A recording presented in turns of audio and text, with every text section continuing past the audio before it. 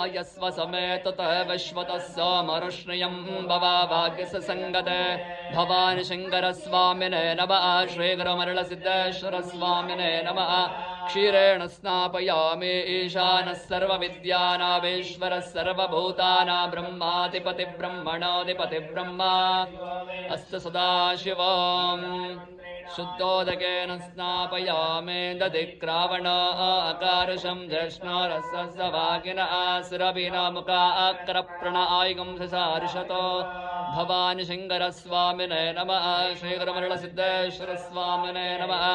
दद्ना स्नापयामि तत्पुरुषाय विद्महे महादेवाय धीमहि तन्नो रुद्रप्रचोदयात् तत्पुरुषमन्त्रेण शुद्धोदकेन स्नापयामि शुक्रमसे ज्योतिरसे तेजोऽसि देवो वस्सवितोत्मना त्वच्छिद्रेण पवित्रेण वसो सोदुष्ष्मभिः भवानि शङ्करस्वामिने नमः श्रीगुरुमरळसिद्धेश्वरस्वामिने नमः